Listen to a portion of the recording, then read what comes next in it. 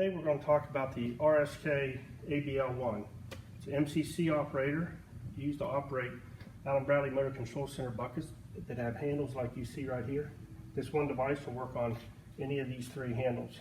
The first thing to consider before you use this is to make sure your doors are all locked tight. Make sure all the door screws are latched so the doors are latched. If the doors moves and it's not latched, you're going to have trouble with this operating because it's going to want to pull it off the door as it tries to flip the handle up.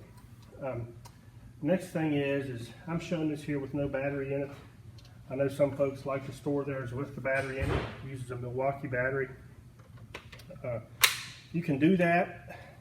Just keep in mind though that this thing has quite a bit of torque. There's moving parts here. If you're carrying around, you got your hand in here, and for whatever reason it operates, you get your fingers pinched in there, it could do you quite some damage. So we always like to recommend putting the battery on after you have it installed. There's another safety feature on it, this little plunger that sticks out right here. It will not allow this to power up unless that plunger is pushed in. So you do have that additional safety feature on there. So even if I put the battery in right now, it should not turn on. To install it, in this case here, the handle is up. So this paddle right here, there's a paddle here and a paddle on the bottom. It needs to go in behind the switch. It goes on like that, and you lock your magnets. Again, the door needs to be clean and free of any obstructions. If there's any nameplates like this on here that prevents it from going tight against the cabinet, you're going to have trouble with it staying on. PIXELLE likes to use these safety magnets.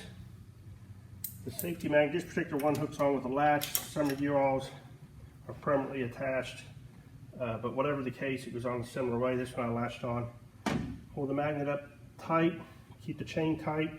Don't put the magnet down low, because if there's slop in the chain and it does fall off, it'll just yank this magnet off with it. I'm going to put the battery in it. Press the wake button to power up. It lights up to tell you that it's powered and ready to use. If you don't use it for about 2 minutes, it will shut itself down. The handheld controller has a magnet built into the back of it, so you can store it on the door when you're not using it. Make it handy to use. In this case, it's already the switch is already turned on, so we're going to be turning it off. You got to press and hold the enable button and press and hold the off. So let go of the button when it completes the stroke. To turn it on, press and hold enable, press and hold the off button. When you're ready to remove it, press the sleep button to power it down. Again, I like taking the battery off of it. Remove the safety magnet and loosen the two magnets. In this case, I'm going to raise it up above the handle.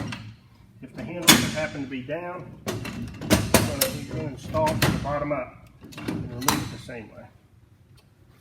And I think that's it. It's easy as that. Again, you could store this on the cabinet if you wanted to, or over on the end, or put it back in the carrying case.